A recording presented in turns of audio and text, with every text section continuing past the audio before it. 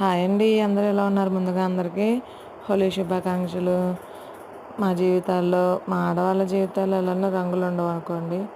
At least మిగతా వాళ్ళైనా హ్యాపీగా హోలీ జరుపుకుంటారని అనుకుంటున్నాం. వాళ్ళ అక్క ఏటైంది అలా మాట్లాడుతున్నాం అని అనుకుంటారేమో. ఏముందండి, పొద్దున్న లేచి ఇంట్లో పని పిల్లలతోనే సరిపోయేపాటికే అయ్యేపాటికే అయిపోతుంది.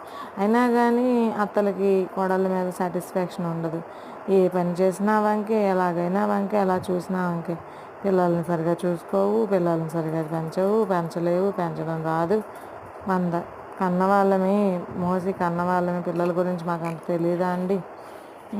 ఎందుకండి ఎప్పుడు తల్లి మీదే పడతారు. పిల్లలకు బాగోపోయినా, పిల్లలకి తుమ్ములు వచ్చినా, పిల్లలు బాత్రూమ్కి వెళ్ళకపోయినా, పిల్లలు ఏడ్చినా దగ్గినా ఎలా అయినా ఏమైనా చివరాఖరికి అమ్మ మీదే పడతారే. వాళ్ళు ఒకప్పటి అమ్మలే కదా, అలా ఎలా పడతారు చెప్పండి? చాలామంది, నేను ఒక్కదాన్నే కాదు, చాలామంది న్యూ మదర్స్ ఫేస్ చేస్తున్న ప్రాబ్లమే ఇది. మీరేమంటారో కామెంట్ చేయండి. మా బాబుకి హెల్త్ బాగోదని చెప్పాను కదా, అది ఎక్సర్సైజ్ చేపిస్తున్నాను అనమాట మా పాపను చూసుకుంటూ. వీడియో నచ్చితే ఒక లైక్ వేయండి.